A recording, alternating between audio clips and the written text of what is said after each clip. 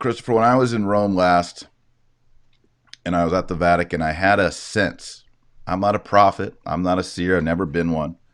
But I had this spiritual sense, like a question in my mind. Will I ever see this again? I was in the Vatican, St. Peter's Basilica. Maybe Rome will get blown up. I mean, that's the only way. There's a city half in ruin. The only really kind of biblical cities from the book of Acts and the book of the Apocalypse are Rome and Jerusalem. You know, I don't think the Third Secret was about Manhattan or LA, No, no.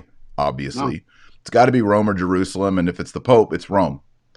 It's a city half in ruin. That tells me Rome's going to get blown up. Your thoughts? Well, again, we have the problem of interpretation. And that is exactly why the Virgin must have given us a text. Because if that isn't the case, how irresponsible would it have been for the Mother of God to allow us to speculate that way and to say Rome is going to get blown up if Rome isn't going to get blown up? Mm-hmm. Surely she would have precluded that interpretation if that isn't in fact what the vision predicts, which is in itself a powerful indication that her explanation is vital and it has to be missing. So if her explanation were produced, it probably would say something like that. Yeah. And the mere fact that Cardinal Sodano, who covered up the Father Maciel scandal, the totally corrupt Vatican prelate, is the one who gave us the interpretation, indicates something is missing. He is not the Oracle of Fatima. So what you're saying is entirely reasonable. It seems to be Rome, and the devastated city is filled with the dead. Now, Pius X is reported to have had a vision in which he said one of his successors would be fleeing Rome over the bodies of people, and he would escape death only to die during retirement after escaping the devastated city.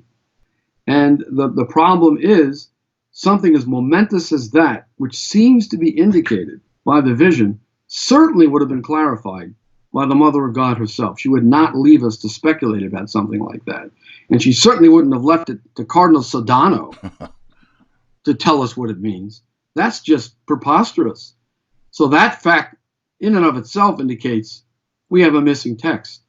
Someday we'll see it, I'm sure. Heaven will not allow its prophecy/warning to be put into a shredder and forgotten forever. By some stroke of providence, it's being conserved somewhere and will eventually be produced. I'm convinced of that. But that it exists, as Sochi says in his book, is certain at this point.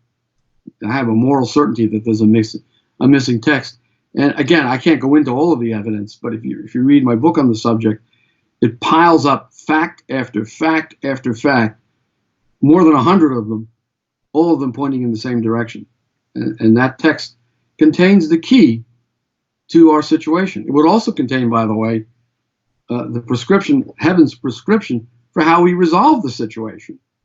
And obviously it involves the consecration of Russia, because the secret concludes with the prophecy, in the end, my Immaculate Heart will triumph. The Holy Father will consecrate Russia to me, and a period of peace will be granted to the world. And by the way, all of this is on the Vatican's website. This is not some private apparition that we can take or leave. If you go to the Vatican, you'll see that they publish the entirety of the first two parts of The Secret and the Vision as an authentic Marian apparition. They're taking it seriously because they have to.